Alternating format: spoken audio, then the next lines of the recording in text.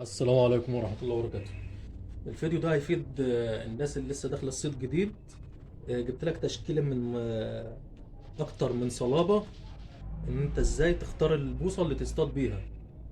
اللي جبت لك من الصلابة العالية للصلابة الأقل، إن أنت تختار العود اللي يتناسب مع الصيد بتاعك. أنت كمبتدئ ما تشتريش حاجة غالية، هات حاجة رخيصة يا دوبك تبدأ بيها لحد ما تتعلم، وبعد كده تجيب حاجة غالية تعيش معاك. انما انت لسه مبتدئ في الصيد، لازم تجيب حاجة حنينة في سعرها، بحيث ان انت تبدأ بيها، علشان لو اتكسرت او حصل لها اي حاجة ما تزعلش عليها. ان هي ايه، خلاص هي رخيصة كده كده اساسا. انما هتجيب حاجة غالية وحصل لها حاجة هتزعل عليها. كده كده العدة الرخيصة او الغالية حافظت عليها هتعيش معاك، ما حافظتش عليها هتتكسر منك وهتتبادل وشكرا وراحت على كده. تمام. انا جبت لك من الصلابة الاقل للصلابة الاعلى، ماشيه بالترتيب اهي. حتى في كمان العود مش ولا بالطول ولا بالقصر، ولا بتخن العود ولا برفعه. يعني العود ده صغير جدا بتاع اطفال اهو، بس بقوه العود بتاع الكبار. القوه بتاعته الصلابه بتاعته عاليه، مش بكبر العود ولا بصغره، ولا بقصر العقله ولا بطولها، ولا بتخن العود ولا برفعه. الصلابه الصلابه اللي بتحكم على العود. يعني ده صلابته عاليه ومعمول للاطفال علشان يستحمل معاه، وده للكبار اهو نفس الصلابه اهو وقريب. اتعلمت الصيد وعايز تجيب حاجه غاليه، انت بعد كده بعد ما تتعلم هتيجي تحسبها بعد كده، هتلاقي كل سمكه المفروض ليها عود معين وصلابه معينه وطريقه في الشغل معينه. فهتدور على الحاجه اللي تناسب معاك تصطاد بيها معظم الاسماك. هبتدي معاك من الصلابه اللي هي العاليه، اللي هي اعلى حاجه، وفي اعلى من دي كمان، بس انا بجيب لك ايه، بجيب لك مثال. ده العود ده عاصي جدا، الصلابه بتاعته عاليه جدا. العود ده بيحدف من 100 ل 200 جرام، ده الشغل الحي. ده صلابته عاليه جدا اهي باينه اهو. تمام. الصلابه بتاعته عاليه جدا. ده يشتغل للطعوم الحيه، والعود تقيل، يعني ما ينفعش للغماس، هيبقى تقيل على ايدك وهيوجع ايدك. الصلابه اللي بعد منه ده نفس القوه بتاع العود ده نفس القوه بتاع العود ده بيرمي رصاص من 80 ل 150 جرام، يشتغل حداف وحي.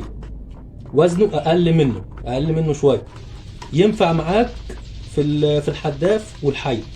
عود قوي الله اكبر عليه، والخامه بتاعته عاليه جدا، كربون عالي. تمام. والصلابه بتاعته باينه اهي، من 80 ل 150 جرام، الصلابه بتاعته كويسه. تمام. ان هو يشتغل معاك في الحداف وفي الحي، ده كويس جدا.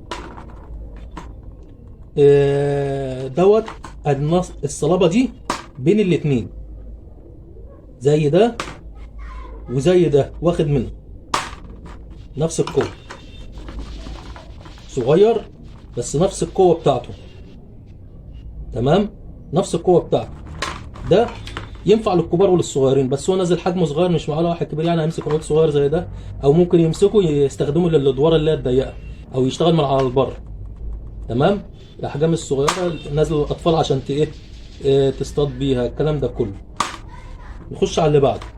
الصلابه بتاعته اقل شويه، يعني انا قلت ده بياخد من 100 ل 200 جرام، دوت من 80 ل 150 جرام.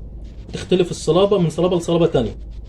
دوت نفس الصلابه اهو، بس ما ينفعش ان انا احط عليه رصاص زيهم، لان ده معمول عليه صغيره، فده يشتغل فله، يشتغل حساس ب 10 20 جرام 30 جرام، هو يشيل اكتر من كده بس لا ما ينفعش، عشان العود صغير.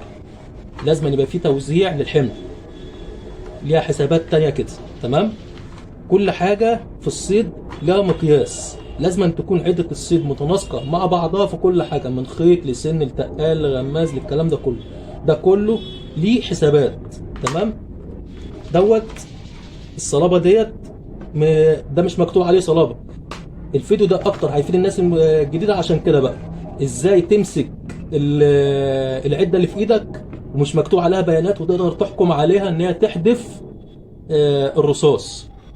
تحدف رصاص قد ايه، او تشتغل فله بكام جرام. دي مع الوقت هتعرفها. يعني ده مش مكتوب عليه بيانات، بس اقدر اقول لك ان دوت يحدف رصاص معاك من 30 ل 60 جرام، من 30 ل 60 جرام، ويشتغل معاك فله وحداف او تشويح. تمام، لان العود خفيف وخامته محمله برضه. اللي تلاقي العود خفيف وخامته محمله تعرف ان داخله كربون. تمام. بالنسبه بقى يعني انا هنصحك برضه في من ضمن الشرح الناس الجديده، ده يمشي معاك وده يمشي معاك، بس بالطعوم اللي انا قلت عليها، الطرق اللي انا قلت عليها. وده يمشي مع الناس الجديده، وده يمشي مع الناس الجديده، وده يمشي برضه مع الناس الجديده كلهم ما عدا الاخراني ده. وفي الاخر هقول لك ليه. تمام. هنخش على اللي بعده. الصلابه برضه بتاعته، العود الشعل مش مكتوب عليه بيانات. تمام. تقدر تحكم عليه ازاي؟ دوت يسقط، ده كربون يسقط معاك 100 جرام لحد 120 جرام، لحد 120 جرام صلب. وعود ما شاء الله، الله اكبر، خامته محترمه، داخله كربون. تمام. خش على اللي بعده. الاكس بروكس الصلابه بتاعته عاليه برضو، ويشتغل معاك دوت، يشتغل معاك فيل وحداف، ويشتغل معاك في المالح تسقيط برضو وتشويح. تمام. عشان ما انساش حاجه، علشان ايه بديك معلومات كامله. المفروض كل عده لو قعدت تفنطها هتقعد تطلع كل شويه تطلع فيها حاجه.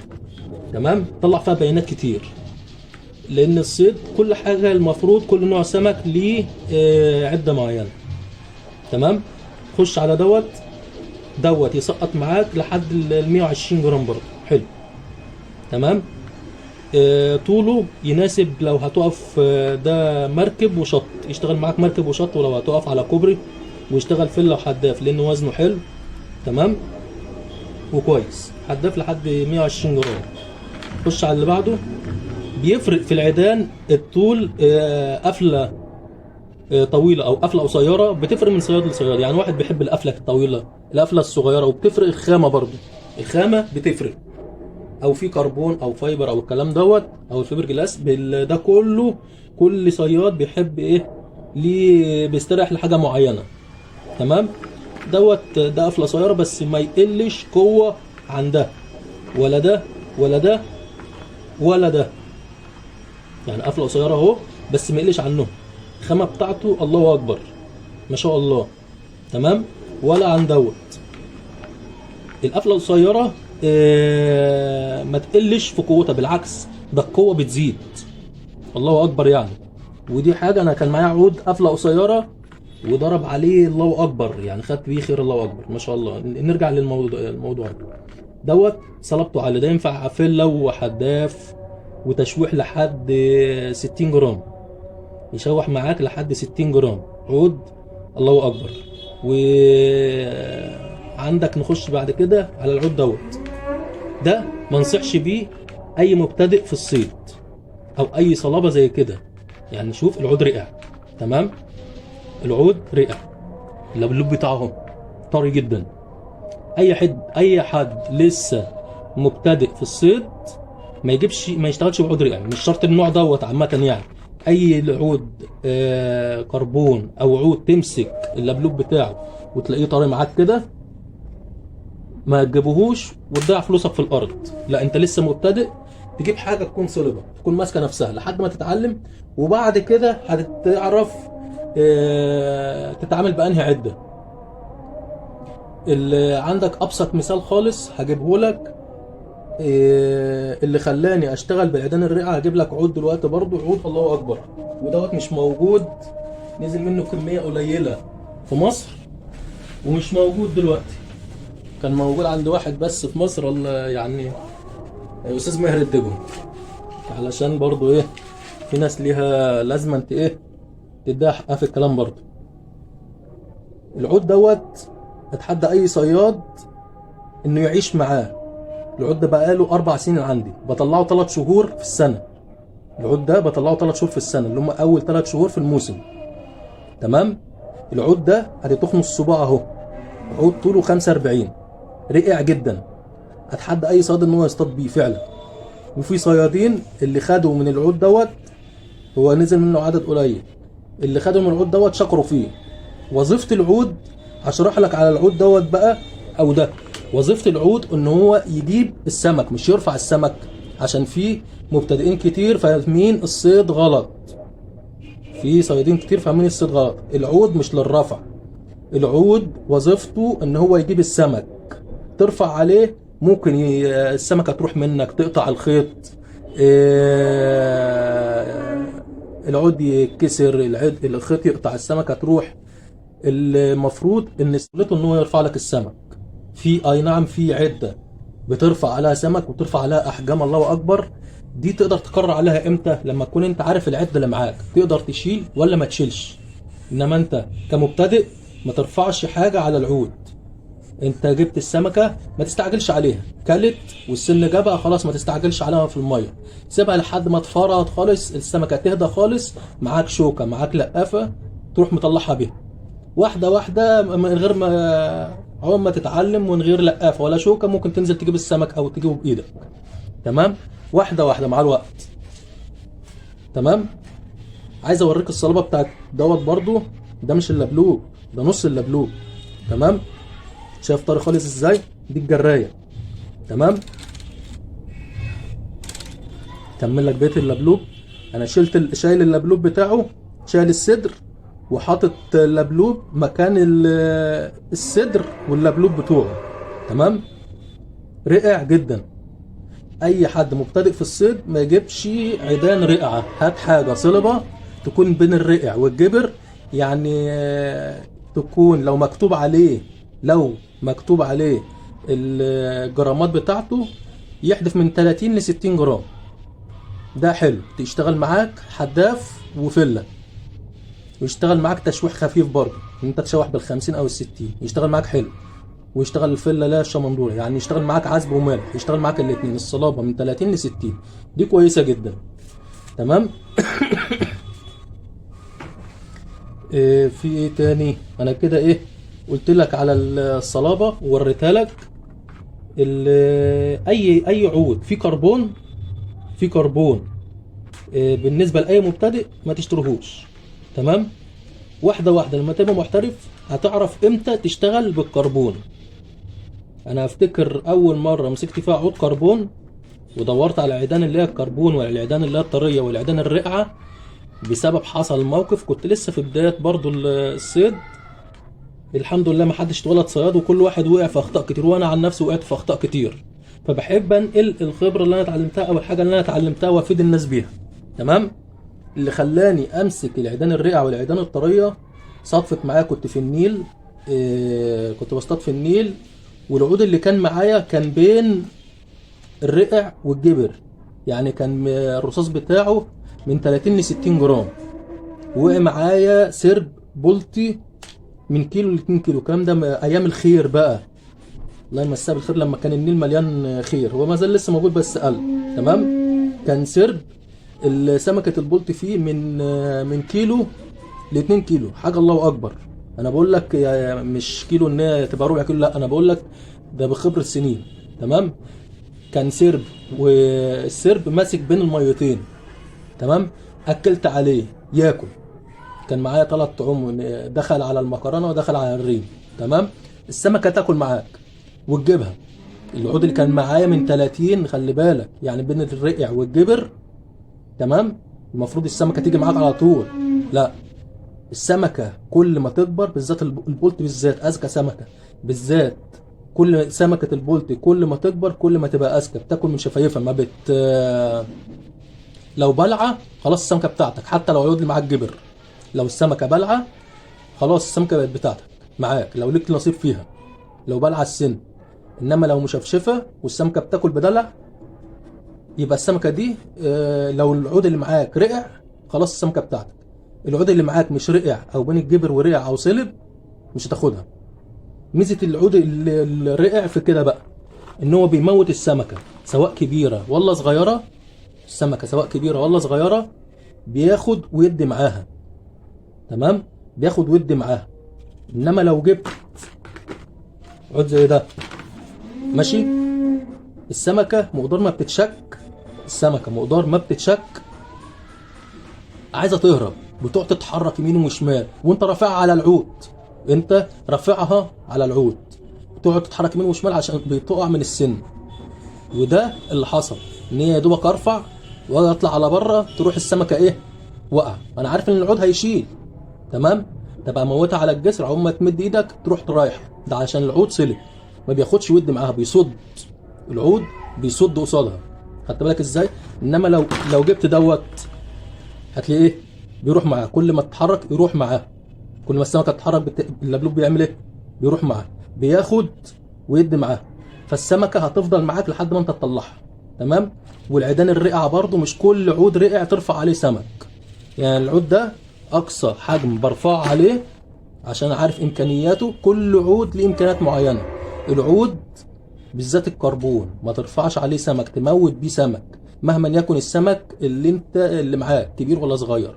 يعني ده اقصى حجم برفعه عليه ال 100 جرام، اكتر من 100 جرام ما برفعش، بنزل اجيبها، تمام. ممكن ترفع على ده الكيلو ولا 2 كيلو، تمام، على حسب العده اللي معاك، وانت بتقدر تقيم العده بتاعتك على حسب امكانياتها، تمام.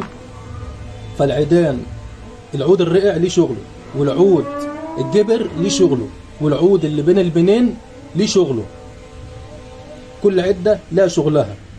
وطالما لسه مبتدئ يبقى تبدا بالعده اللي هي ايه، اللي تشغلك في الاول. معنى كده ان انت بدات جديد وهتصطاد، مش هتمسك سمك قلت لا، هي رزق في الاول في الاخر، لو ليك رزق هتاخده، مالكش رزق خلاص. ياما مبتدئين ومسكوا سمك ما خدوهوش محترفين في سنين، وده رزق المبتدئ، ودي بتحصل كتير قوي، تمام. انا كان رزق البدايه معايا كانت سمكه بني فيها بتاع 15 كيلو، كانت العقود 63 بين الرقع والجبل، الرصاص بتاعه بتاع 50 جرام، كان عود الشكسبيري القديم. فهي رزق اللي لسه مبتدئ رزقه بيبقى كتير، الله اكبر يعني. وفي الاول في الاخر الصيد رزق، مش حرفنه ولا الكلام ده كله، في الاول في الاخر رزق، بس انا بنقل لك خبره وحاجات انا اتعلمتها. عايز اروح اصلي المغرب، اخلص معاك ورقه. بسم الله الرحمن الرحيم. هقفل معاكم دلوقتي، ارجع لكم. يعني مش معنى ان انا بنصح المبتدئ ان هو بالعيدان اللي هي الصلابه تكون بين الرقع والجبر ان مفيش محترفين ولا صيادين تانيين بيصطادوا بالعده دي، لا. الصيادين كلها، معظم الصيادين عارفين في بعض الانواع ديت عارفينها او مش عارفينها، في انواع كتير من ديت معروفه في السوق. يعني دوت الشامبليون، معظم الصيادين عارفينه، الصيادين القدام كلهم عارفينه، الجداد بس ايه، في بعض منهم يعرفوا وبعض ما يعرفوش. والعود ده برضو المره اللي فاتت ماسك قشر برضو اتعرف. وده ادي عود اهو بتاع اطفال صغير، والعود ده شعبي برضو محمل، الله اكبر عليه. وده الشعل اهو، والاكس بروكس اللي هو اللي اتشهر بالتسقيط، العود ده الله اكبر عليه، تمام. والعود دوت خامته محمله، الله اكبر، لسه نازل برضو، عود ما شاء الله، تمام. بعد ما بتخلص الصيد بتاعك بتروح حته خلقه صغيره كده، بتمسح العقل بتاعتك، تمسح العقل من التراب علشان لما تيجي تفتح العود بعد كده لو في حصوايه ولا ترابه هتروح مشرخه العقل، مره مع مره تلاقي العقله شرخت والعود اتقطم منك، مع ضرب على سمك حوش وبتضرب عليه الكلام ده كله. فاهم حاجه عشان تحافظ على العده، تخلي معاك بعد عمليه الصيد بتاعتك تروح حته خلقه صغيره كده تمسح العود بتاعك. وبعد ما تخلص صيد مسحت العود، اهم حاجه تحافظ على الجراب ده، الجراب اللي هو اللي جاي مع العود، لان ده اللي هيحافظ لك عليه. بعد ما تخلص صيد وتطوق العود بتاعك هتشيله وتحط ايه، الجراب بتاعك، وتقفل عليه كويس، تمام، عشان ما يفضلش طالع نازل ولا يكون سايب ولا ما قفلتش عليه كويس. لو دي باظت معاك من اللي هو الجديد وعندك قديم، صلحها وخليها شغاله، يبقى ماسك عليه على طول، علشان دول الدبل لو ما حافظتش عليها هتفضل ايه، تصرف عليها كل شويه. العده عايزه المحافظه، ده لو انت ما حافظتش عليه ده يتكسر منك مره، ده مره، ده مره، ده مره، لا. عده الصيد عايزه محافظه، انما هتأهمل فيها مش هتعيش معاك، سواء العده رخيصه العده غاليه، عايزه محافظه. والصياد المحترف اللي يشتغل باقل عده، يشتغل باقل عده واقل امكانيات ويعرف يصطاد بيها، ده الصياد المحترف، تمام. اتمنى يكون الفيديو افاد الناس كلها، وبالذات الناس المبتدئة لسه في الصيد، واللي لسه مشتركش في القناة يشترك ويفعل زر الجرس ويعمل مشاركة للفيديو لو استفاد منه. تمام. اتمنى الفيديو يعجب الجميع، ورجاء تاني علشان الريتش بتاع القناة بيقع بسبب ان المشاهدات كتير ومفيش اشتراكات. اللي ما اشتركش في القناة اتمنى ان هو يشترك ويفعل زر الجرس، واللي بيسأل عن اي حاجة، عايز يسأل عن اي حاجة، يكتب لي في التعليقات وانا هرد عليه. والسلام عليكم ورحمة الله وبركاته.